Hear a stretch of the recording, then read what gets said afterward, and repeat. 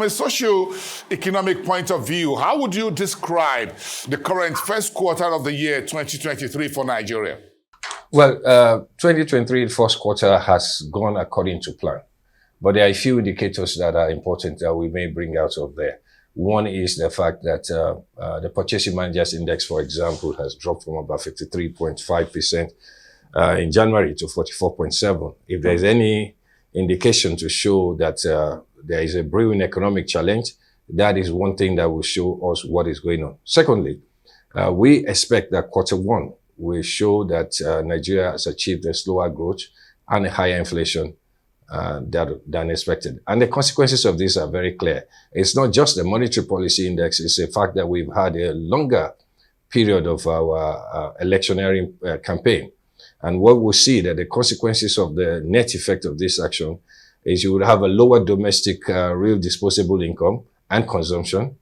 And at the same time, we have a higher domestic unemployment rate and consequentially a higher mixed index. It will be tough, but definitely the first quarter will not be definitive of what the full year should look at. So we will take the quarter one and perhaps also the quarter two on the chin. And as we look forward to seeing how we can deal with international headwinds spilling from quarter four 2022 and the global challenges that we face right now.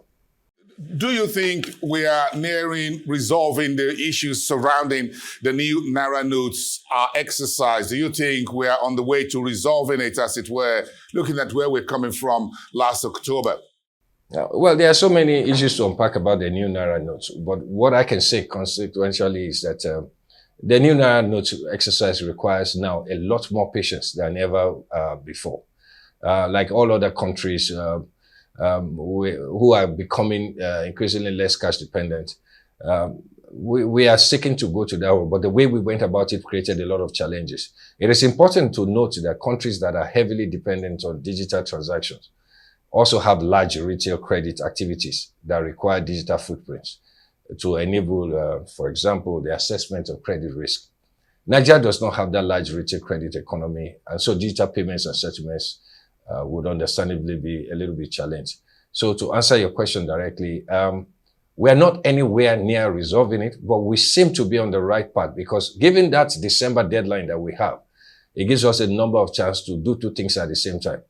We can see what I call the moral suasion, whereby we move towards more larger digital transactions, but not a cashless society as sold. Do you think Nigeria can afford a labor protest at this time? And on the basis of the new Naira notes, as the Nigerian Labour Congress issued a notice of protest, picketing of the central bank, not just the branches across the country, but as well as the headquarters, both in Lagos and in Abuja? Well, listen, there is never a good time to protest. There is no ideal time to protest. But the issue is really not about labor protesting or the affordability of the protest. Is whether Nigeria can avoid further disruptions to the resilient economy that we've run up to now. The answer is no. Labor disruption in effect is an event. What monetary policy does is about trends. Trends are definitely more enduring and are more important. So what I see is that we should, as a people, understand that the crisis that labor is pushing forward, it's ill-informed. It's not about timing, but it's just ill-informed because I do not understand what it seeks to resolve. Here's what you see here. This cash situation has altered people's lives in so many ways that we can know. Unless somebody is lying, it has affected everyone across the board. Whoever was targeted, whatever reason it was done, the ramifications are so deep.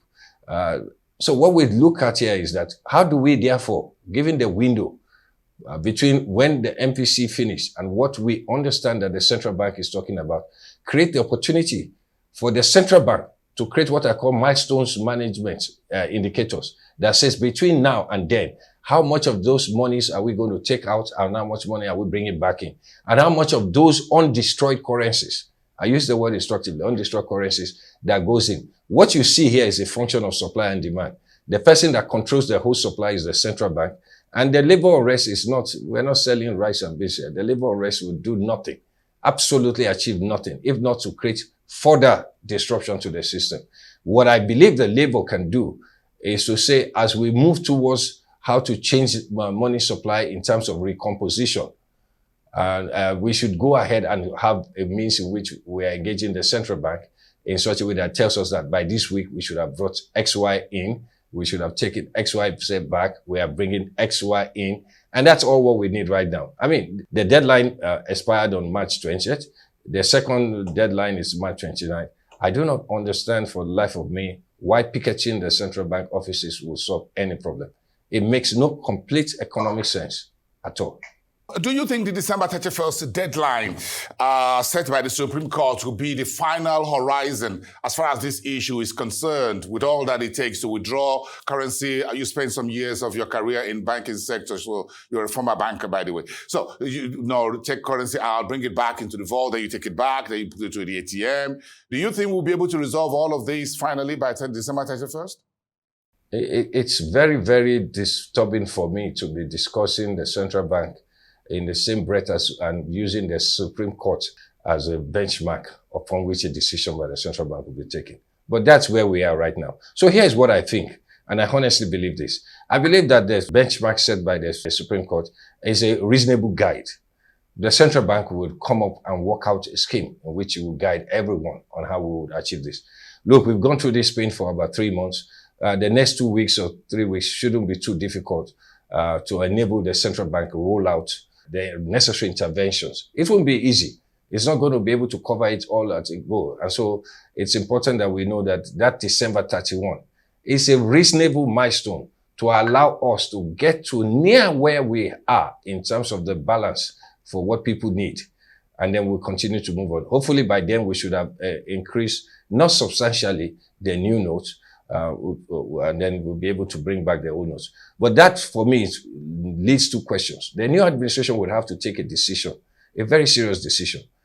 Are we talking about currency recomposition, currency redesign, or currency redenomination? So I think that there is a larger argument that would have to be made, sometimes in the second quarter or third quarter, when the new administration comes in, and we'll take a look at what Nigeria really needs to get out of this situation.